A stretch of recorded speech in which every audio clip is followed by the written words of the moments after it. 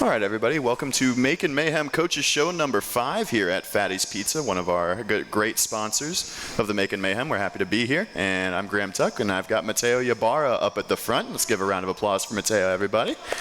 Happy to have Matteo here. Thanks, happy to be here too. So we'll give Matteo an opportunity to introduce himself and, tell us a little bit about, where you've played and how you got to Macon.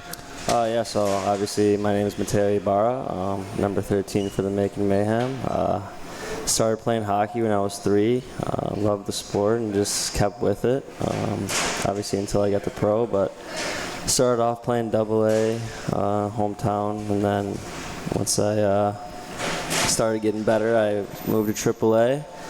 And then I kind of took a little break for 4 years, and then I realized I missed the game a little bit, so kind of wanted to get back into it. So I took an off season from school and started training for a full year, and then I got my first call from Finlandia, which is a small D3 school up in the UP. Had a good year there. Unfortunately, the school ended up shutting down, but got a good opportunity and ended up going to Trine. And had a great experience there as well, meeting new players. But yeah, basically that's my story of how I got into the game. So you played at Finlandia, you mentioned, and you took that time off. What was it like trying to get back into the swing of things, getting back into the game? You mentioned you took a whole year to train. What was that process like? It was a mental battle. Obviously, taking 4 years off the game, it's tough when you go back into it on the body and on the mind.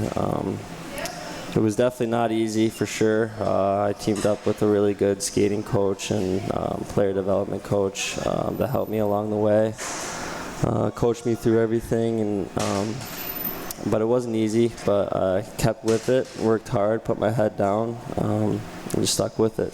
That's awesome. And then you mentioned the school shut down. You had to transfer, and you transferred to Trine, and from there you ended up coming here. What was that process like, getting ready to make the leap to the pros? And you mentioned you'd been out of the game for a while. That was a pretty quick change to being ready to go pro right away, right? Right, yeah. It was definitely not an easy leap to go from not playing to college. Even from college to pro, it's definitely a much harder of a leap.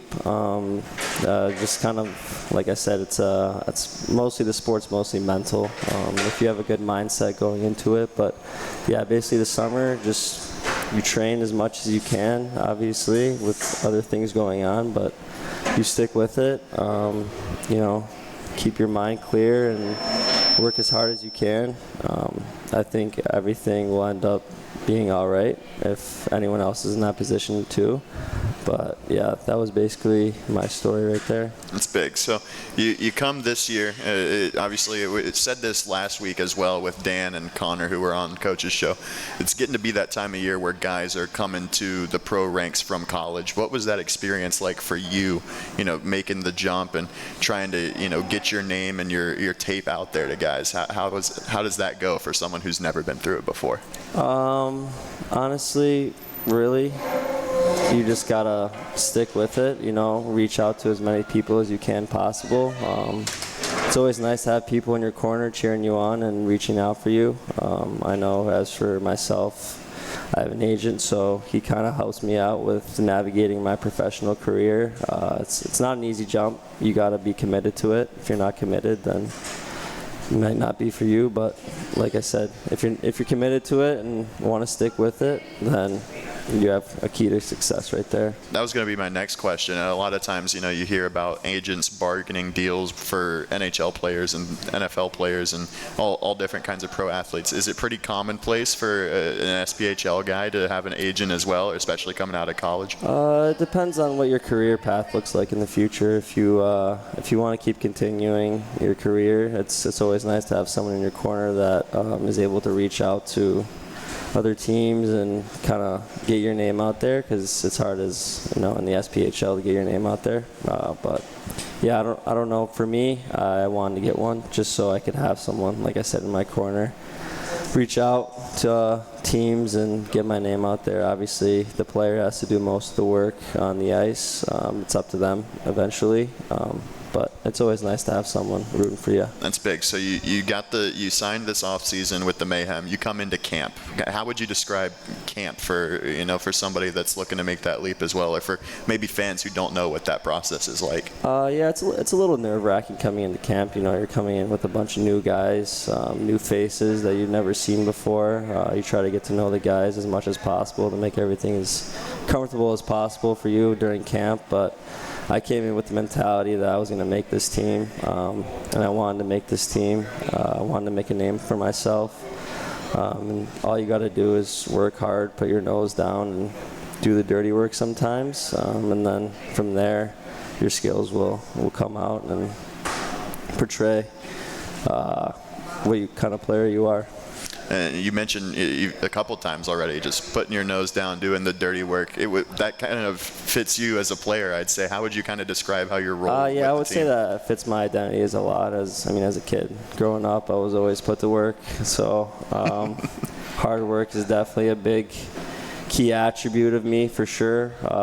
But yeah. What was the question again? It was just going to be, how would you describe your role with the team this season and how it's maybe changed from the beginning of the year to now? Okay, sorry. I would say I'm an energy guy, maybe two-way forward, but yeah, try to drag along the guys in the fight as much as possible.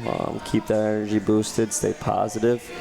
It's a long season compared to college for sure. You only play like 28 games. You can make the tournament, it might be more, but twice as many in the SBHL. Exactly. So yeah, you just gotta, like I said, it's a mental battle. You just gotta stay with it. Keep your body healthy. But yeah, I would say I'm an energy guy. I like to get into the corners, battle it out. It's the kind of player I am. Just my culture.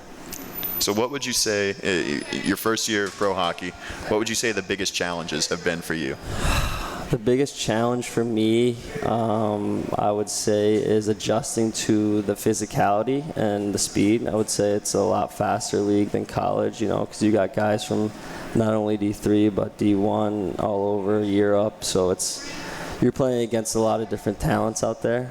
So I would say that was probably the biggest adjustment for me. And then things you've enjoyed the most about this season in particular compared to maybe past seasons? I would say, everyone's going to say getting to know the guys is a fun thing to do, but trying to just create a good culture in our locker room has probably been one of the most fun things, I would say. We've got a pretty nice locker room, so we always do some activities in the locker room, but also playing the games is probably my most favorite thing. Absolutely. So what would you say your favorite moments of the season have been so far? Favorite moments of the season? I don't know. Our road trips have been pretty fun lately. We got a good group of guys on the bus. Keep it interesting. So I would say, yeah, I like road trips. Road trips, it's a pretty common answer too. That's where you get the most bonding time for sure. Exactly, yep. So stuck on a bus for 8 hours with the guys. The team was on the road this past week. You got a big 5-game homestand coming up though. So how big are these games coming up for the team? They're massive games. We have 9 games left. We only have 2 away games left in the season. These home games are everything. We got our fans supporting us in the crowd, so it's huge. All we got to do is, come out with as many points as possible as we can with these 9 games left. Try to get into a playoff spot. These are technically playoff games for us right now. Yeah. So, would you say that you guys feed off of the home crowd better? I would say so, yeah. You score a goal, you get pretty fired up when you score. You see good light show, so it's always good to score a goal at home. That's huge. So these teams that you're coming up against in the schedule, you got Roanoke this weekend, and then 3 different opponents the week after. You got Birmingham, Fayetteville, and Knoxville. We've seen all of those teams already this season. What would you say are the biggest keys to pulling out as many wins as possible from those games? We just have will to win. I would say that's the biggest key. Is if we have guys in the locker room, all 20 of us want to win, the will to win, want to work hard, and stay positive throughout the ups and downs, I think we'll be just fine. That's huge. So we'll open the floor to questions now. If anybody has anything for Matteo, we've also got some submitted online that we'll check through. So anybody here in-house have anything for Matteo? No? All right, so we've got some on the question submission form. What hockey player or players did you enjoy watching the most growing up? And is there a particular player that you would say you model your game after?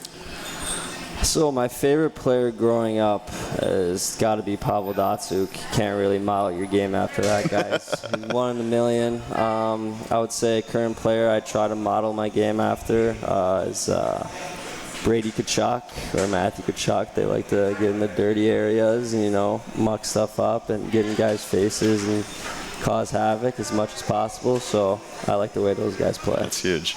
So this is another one that we've got from online. Do you think that there's going to be anything, the next couple of games already talked about, what are the biggest keys, but do you foresee anything changing over the next couple of weeks trying to, manufacture some goals, or do you just got to stick to your systems the rest of the way? I think sticking to the systems is, the basis of having a good team and trying to put the puck in the net. Once you veer away from those, then you kind of veer away from the identity of your team. So I think it's important to stick to our systems and stick to our guns and try to get some goals here and try to get some wins out of it. That's awesome. All right, let's give a round of applause for Matteo, everybody. Thank you for joining us. Thank you, guys. We'll take a quick break, and we'll have Jacob Schnapp up at the front.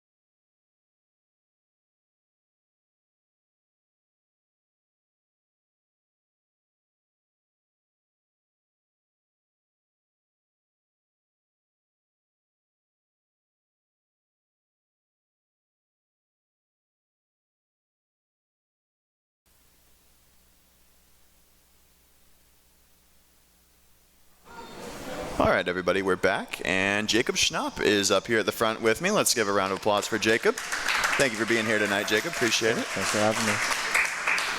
So we'll do the same thing we did with Matteo. We'll give you an opportunity to kind of introduce yourself, where you've been, where you've played, and how you got here.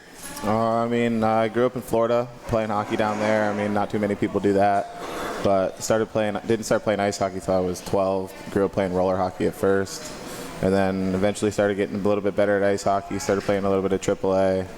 Moved to Michigan for a year, played 15U there, and then played all my junior hockey in Canada for the most part. And then ended up after juniors, quit hockey for a little bit, and then decided to go back and play in Carolina down in the Fed, and been there for 4 years since then, and then decided to come here and got a call this year. So you mentioned it at the very beginning that Florida is not a state that very many people grow up playing hockey in. How would you kind of describe that, growing up playing in an unconventional place, and then how would you say that maybe your path is a little bit different from other people's that have gotten to the same point? Yeah, it's definitely different being down there. The hockey down there now it's huge. It's grown a lot since I grew up, but I was pretty fortunate growing up. I had 3-4 ex-NHL coaches coaching us growing up as a kid, so it wasn't too much different than the experience that Barzy gets up in Michigan and this and that. For us down in Florida, yeah, we have to travel every single weekend. I missed a lot of school and stuff back home, like when we were in high school and whatnot, but the hockey, we always got to play good hockey down in Florida too. That's good. Yeah. And then do you think that you said that it's pretty much the same as, you said Matteo growing up in Michigan.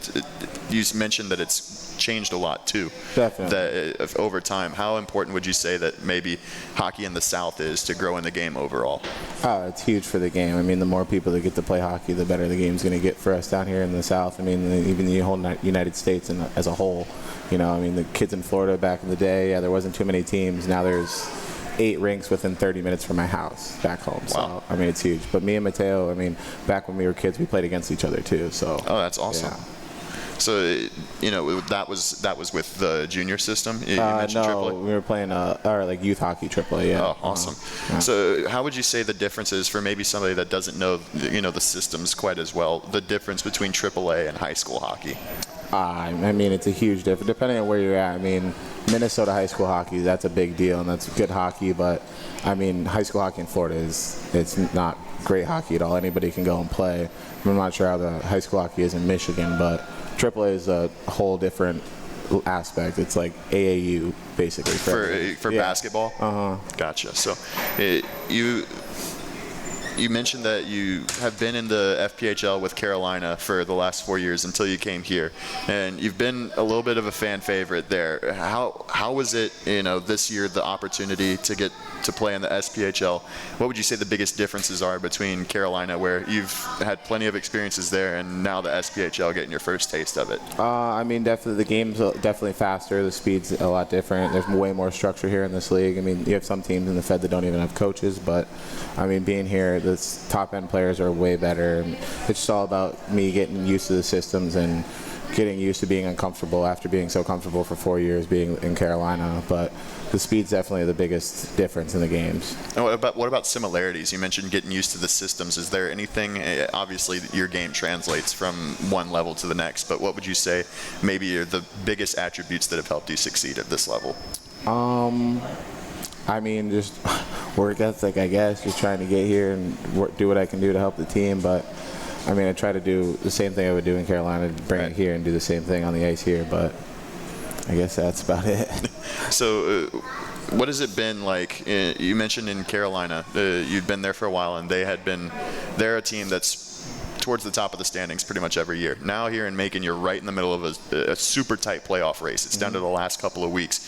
What kind of difference does that make in your mindset from a game to game, where maybe in Carolina you'd clinch a playoff spot 2 months out and you could coast a little bit, but here you've got games that are super important right down to the wire? Oh, 100%. I mean, at the end of the day, every game that we play now from here on out, we have to win. Like, there's no other option. We have to go in with that mindset that we're going to win, and we're going to come out with the 2 points at the end of the day. But, I mean, yeah, being in Carolina, if we were to clinch a playoff spot 2 months out, yeah, sure, you can coast in a little bit, but still, I mean, we're playing, and we still want to win games, even if we clinch out early. It doesn't matter. You still always just want to play your hardest and win the game.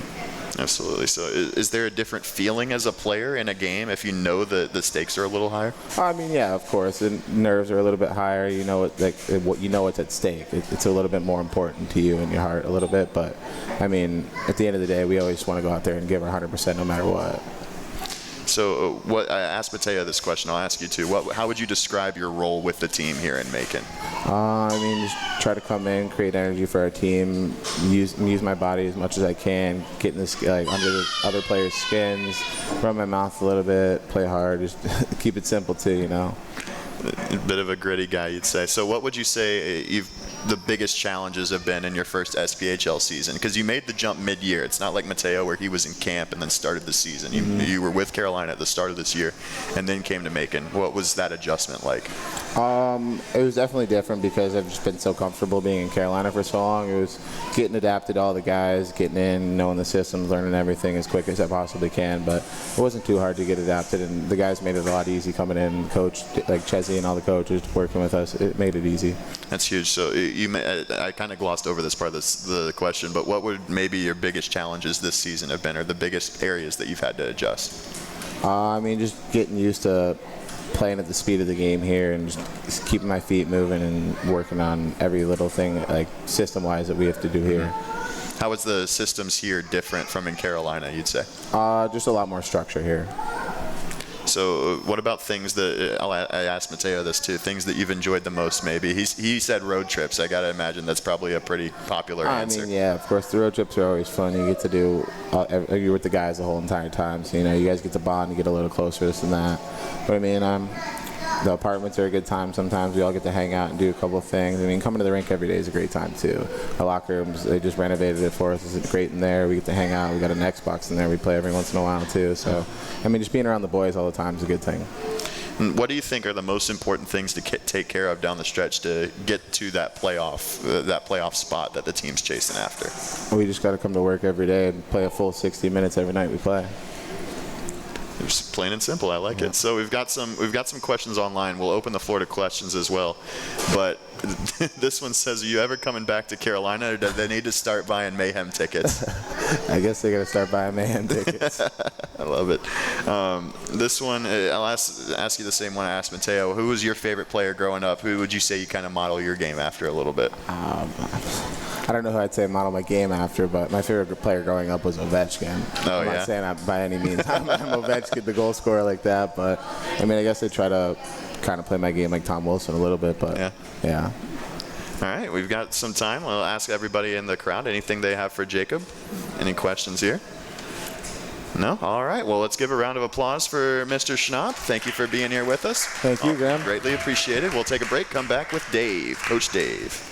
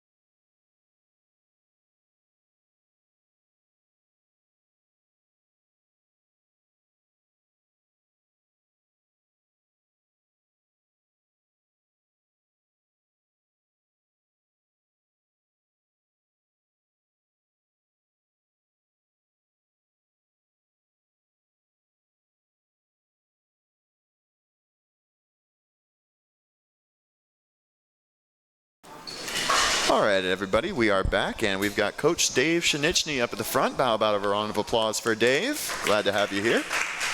We've got one more coach's show left. This is the next to last coach's show, and you know, only one game in between this show and the last. It was on Saturday in Knoxville.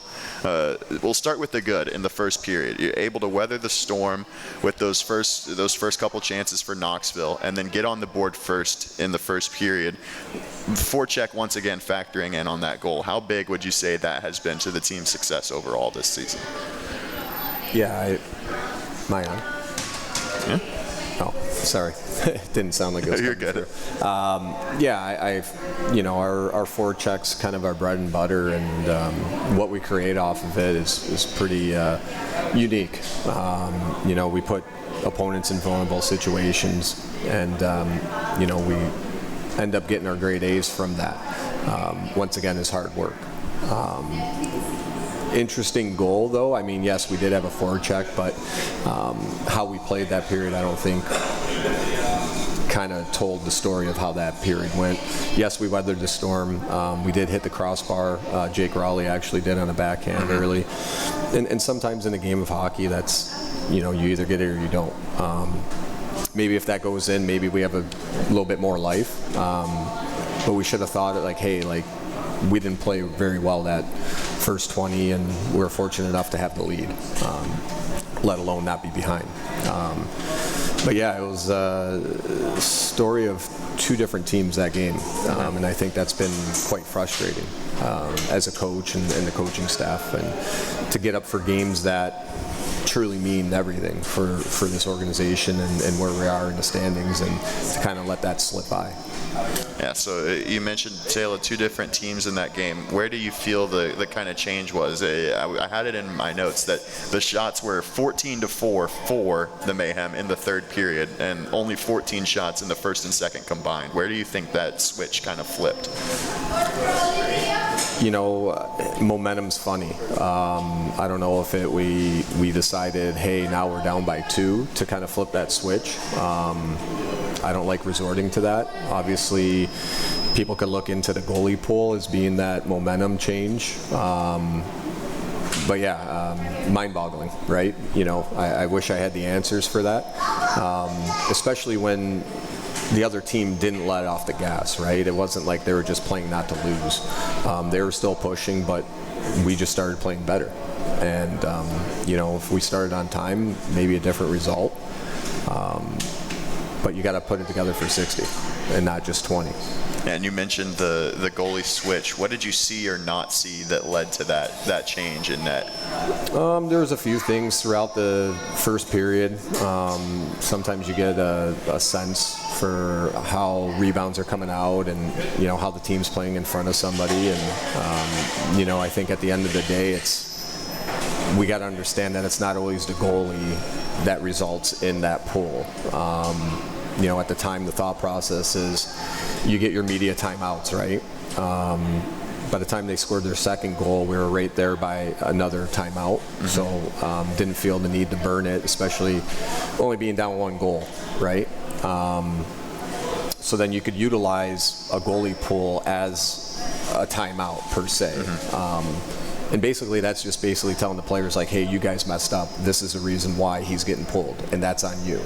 So I think that message was clear, and I think that's why we ended up getting that push and that switch, so to speak. Gotcha. So the power play only got 1 look on Saturday. Not many penalties, only 2 for, only had to go on the kill twice, on the power play once.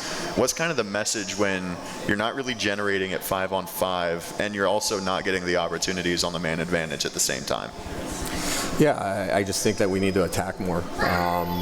We're playing very perimeter as of late for whatever reason, and the puck still has to go in the net, and it's got to go through the middle of the ice. And we just kind of stay outside the dot lanes for whatever reason, and don't want to get to the tough areas. And when we do get to the tough areas, we make it very hard for the defending team. And then on the flip side, it's very confusing how the PK, when you're down a man, can do pretty well, and then when we play 5-on-5, as we saw, in the first 30 minutes on Saturday, it doesn't make sense. It doesn't add up. Right. And the team will move off of that loss. Don't want to linger on it for too long, but the team has made 2 waiver claims this week since the loss. What are you kind of looking to bring in to add to the group with these additions that you're looking to make? We use this terminology as coaches of the honeymoon phase is over for guys. You get guys in that might add energy for the first couple games, and they get a little complacent, and it's time to move on. We're not in the profession to keep a guy just coming in every day with the same result. So there's hungrier guys out there that may get a second opportunity.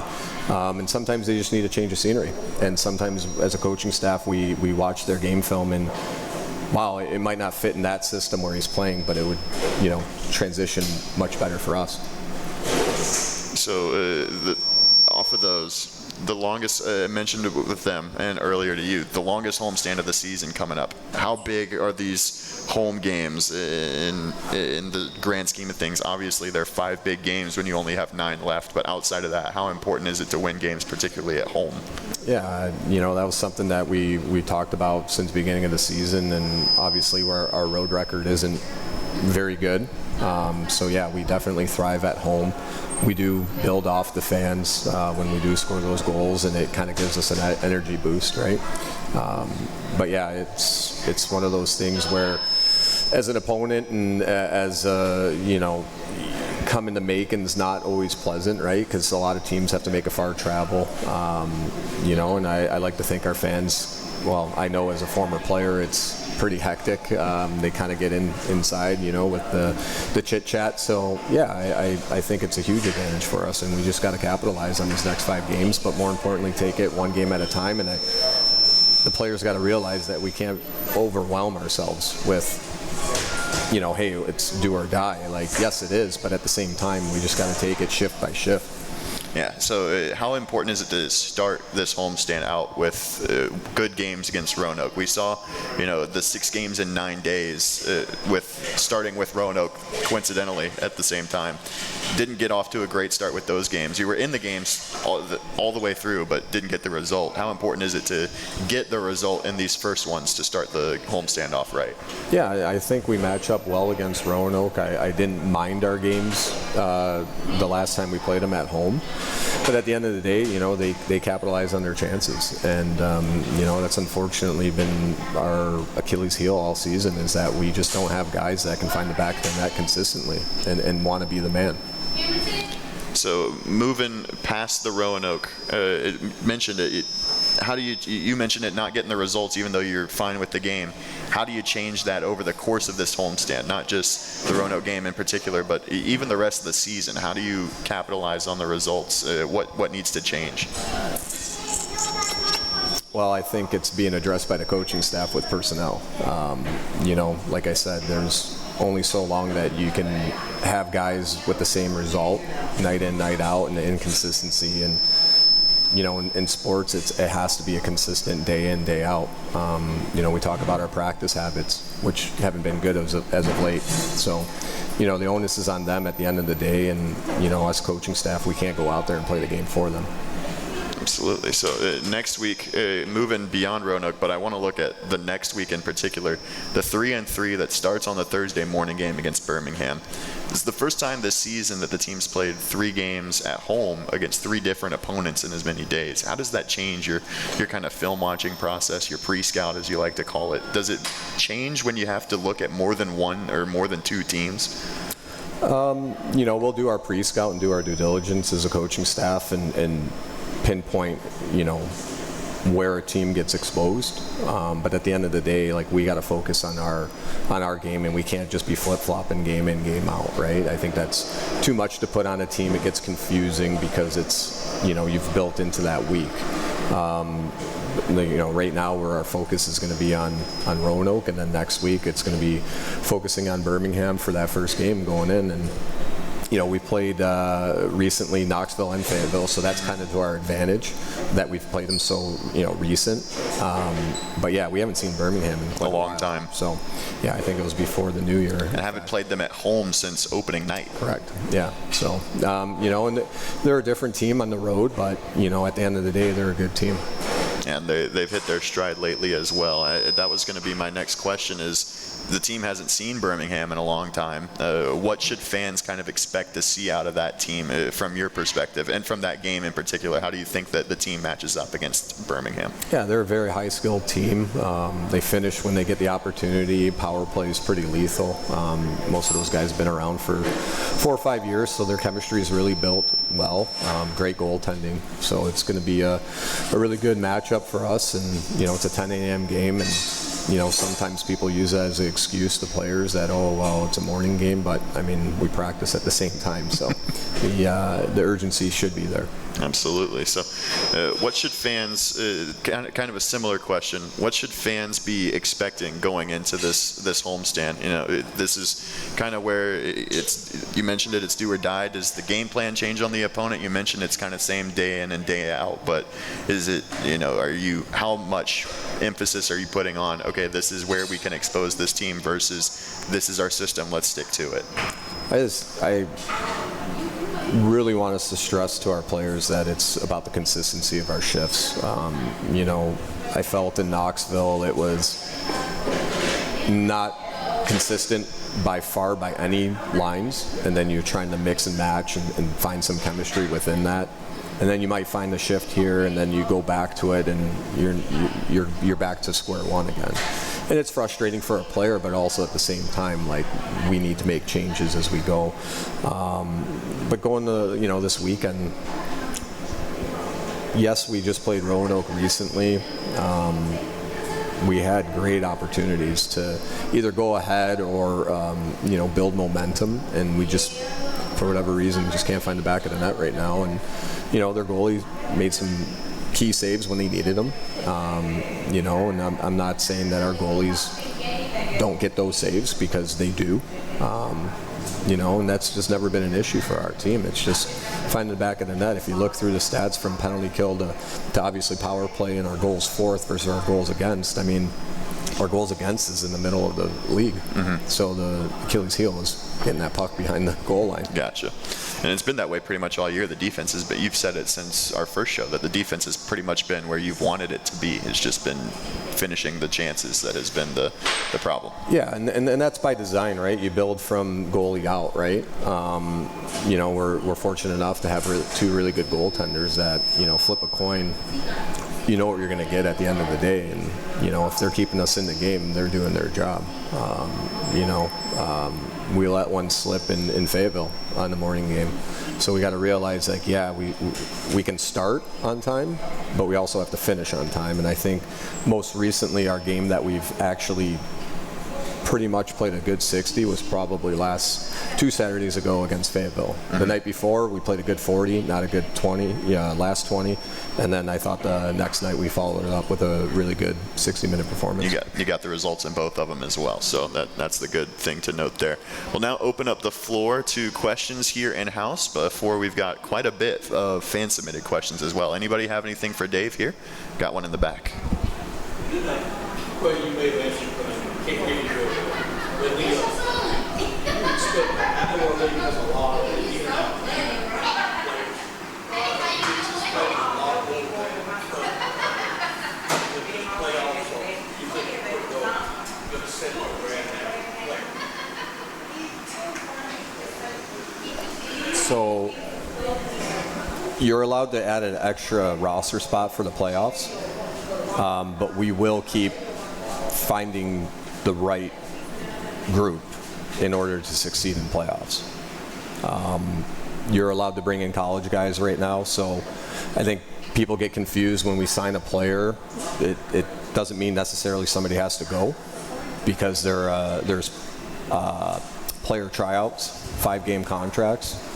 So what that allows us to do is to kind of see how the player goes from college into pro, and then that's like for recruit for next season, if that makes sense. But we will make changes as we see fit. Anything else? Anybody here? No, we'll get into the fan-submitted questions then. We've got one. It says, what's the talk been about as a team to stay out of the penalty box? It feels like the team's lost a couple of games this season from inability to stay out of the box.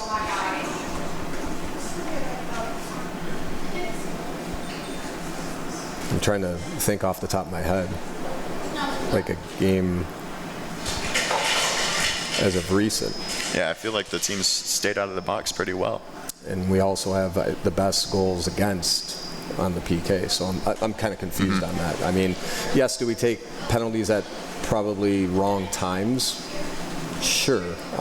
Sometimes that's on officiating. It's not that we're like saying, hey, go out and take a penalty, but I just don't understand the question. Gotcha. Right? So here's one. It says, what's been your favorite moment from a coaching perspective of the season so far? Probably where we started to where we've been.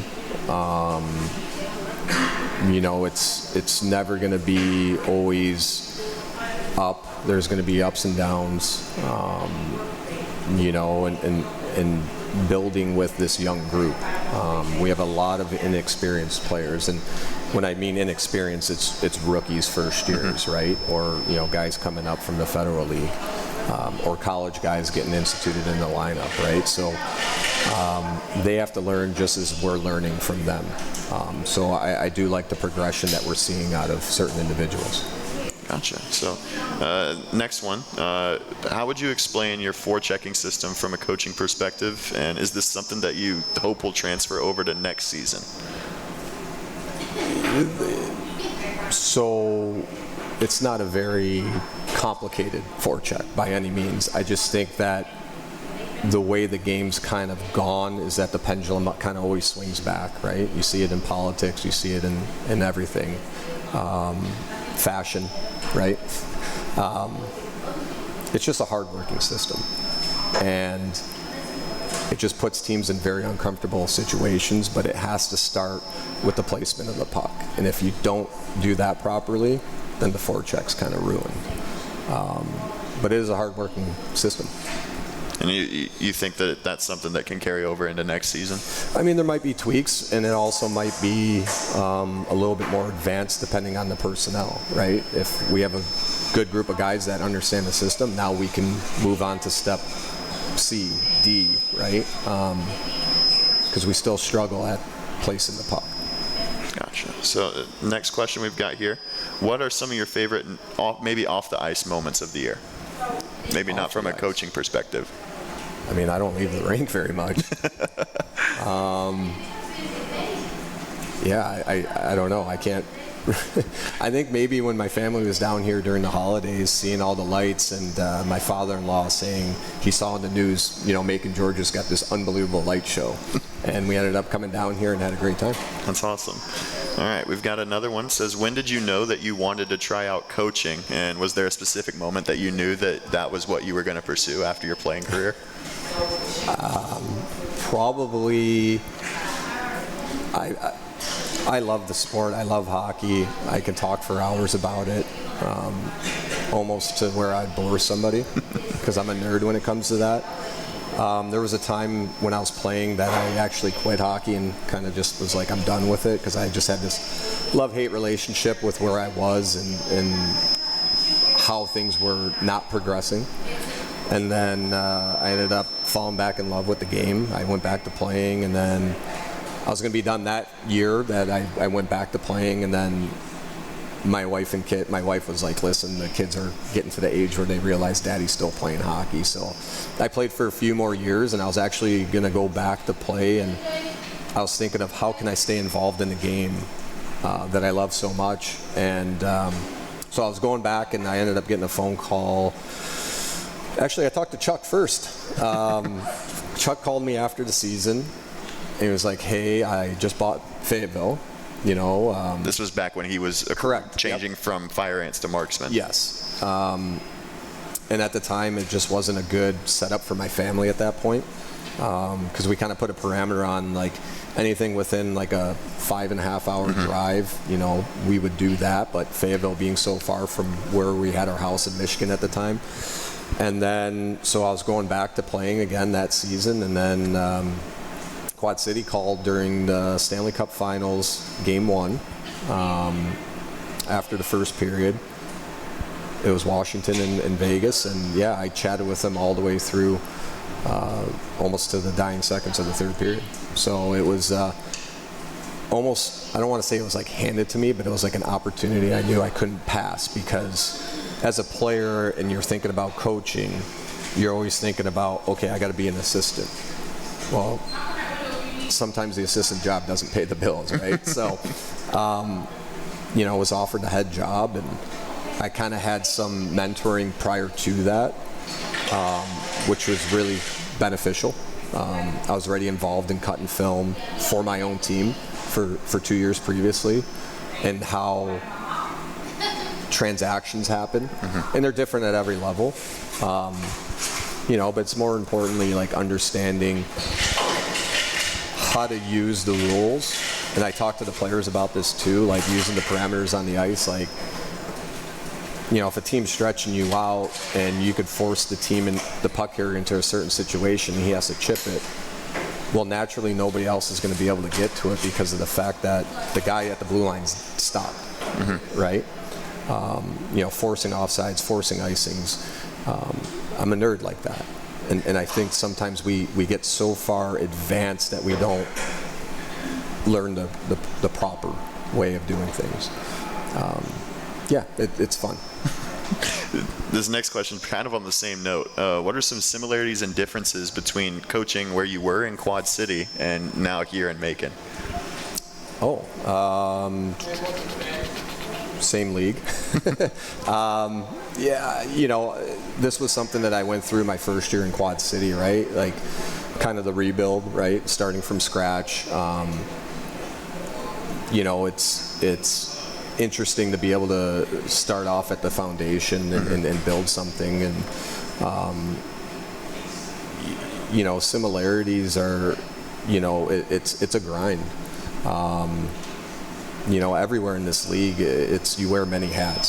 So setting up travel, you're setting up hotels, your bus, for the players to be able to eat, and try to get them back in the hotels on time. Juggling the roster, juggling the salary cap, like all these things that, I do have some help here. So I guess that would be the only difference. There's a few years towards the end there in quad where I did have help, but first 2 years I didn't.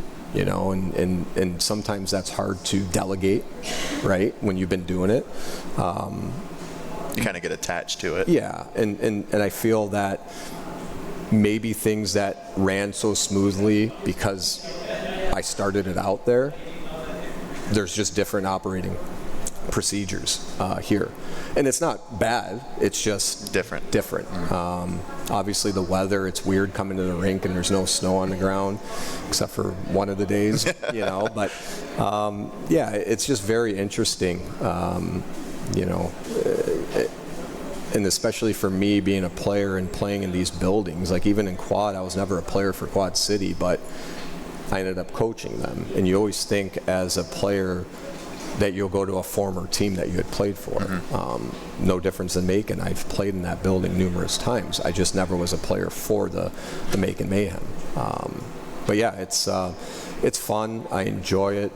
I love seeing like growth in the sport, in the fan bases, because I know at the end of the day, people are trying to whether escape their jobs, escape reality, and we could put on a performance for them and get them involved to like these players.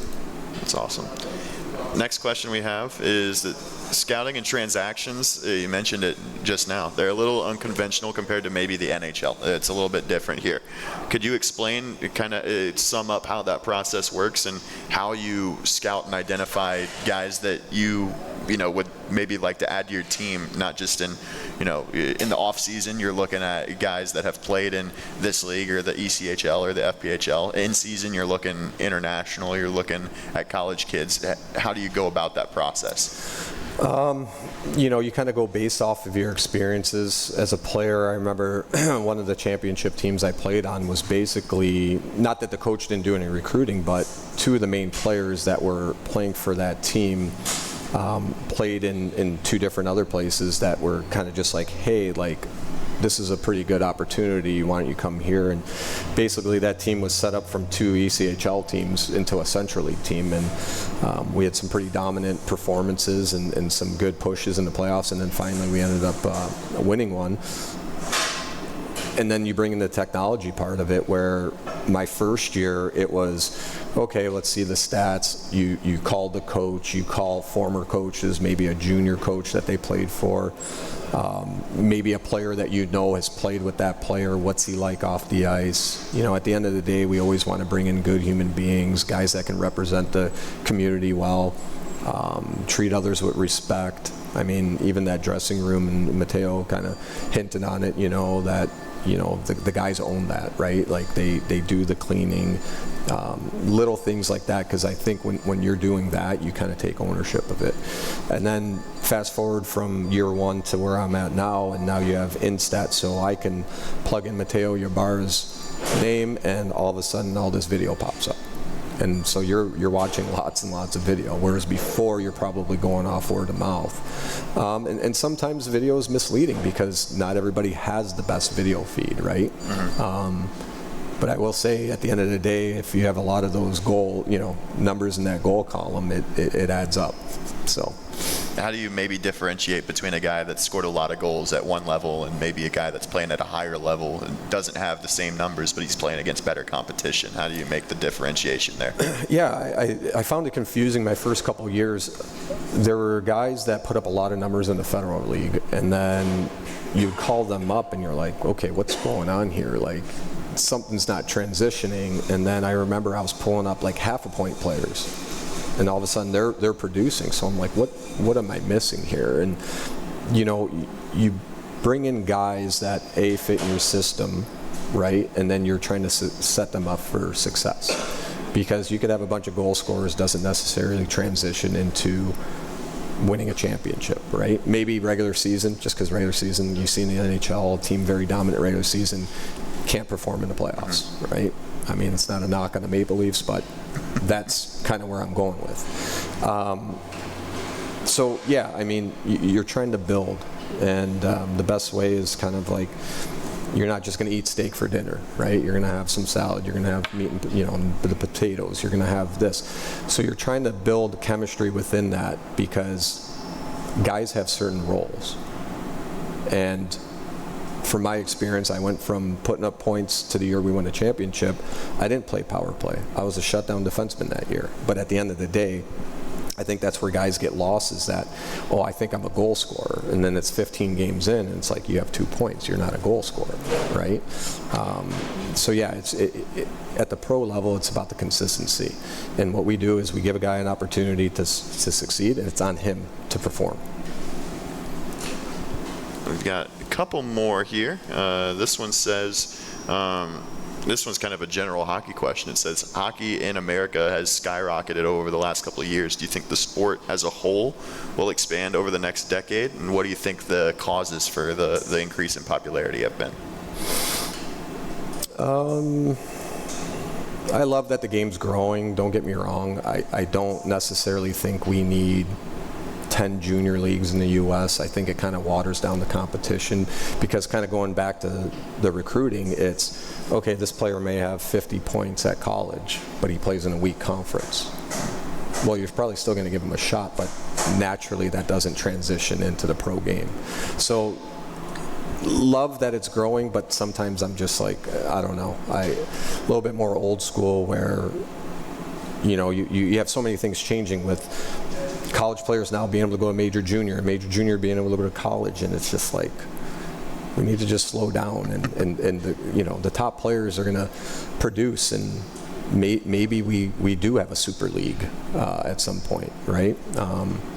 But to answer the question, I think it has to do with, I think people can relate to the sport more than other sports.